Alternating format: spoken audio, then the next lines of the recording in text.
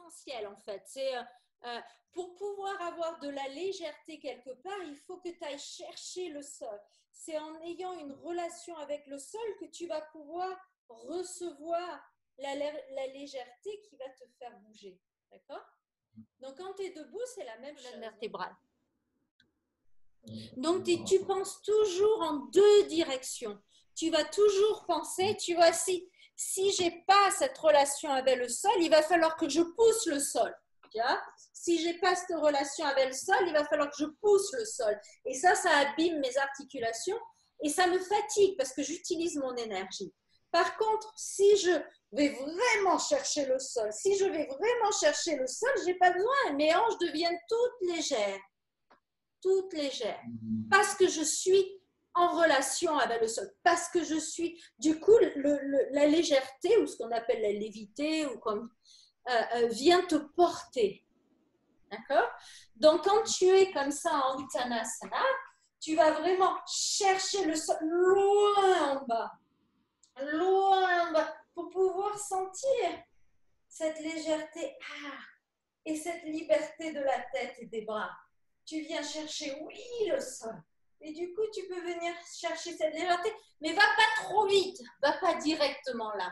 Viens juste accueillir la légèreté dans le haut du corps d'abord. Tant que la base de la tête et les bras sont pas libres de danser, ça sert à rien de te pencher trop en avant.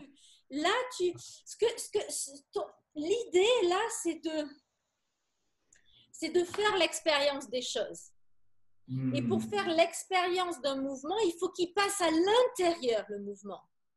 Donc, tu vois, si je fais ça, tu peux le faire. Moi, si tu tends juste un bras, tu vas sentir l'extérieur du bras.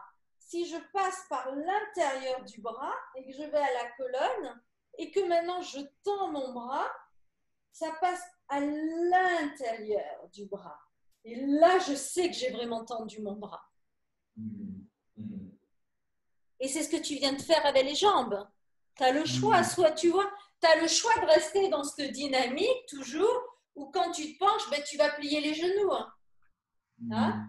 Ou tu peux juste aller trouver tes jambes et aller à l'intérieur de tes jambes et vraiment trouver tes jambes là, qui sont et dans le pied avec le sol et dans la colonne ici, de vraiment trouver les jambes pour envoyer l'énergie là, mais de vraiment rester et de vraiment du coup libérer les bras, mais de vraiment rester avec tes jambes, rester au lieu de juste, tu vas faire du mou.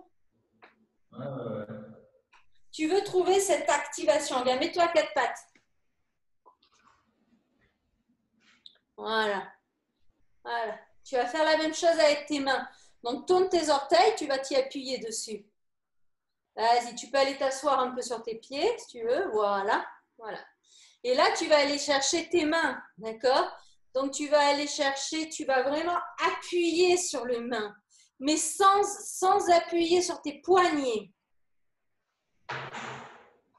D'accord? Alors, tu vois ce qu'on disait pour l'aine tout à l'heure, ta grotte, ton poignet, c'est pareil.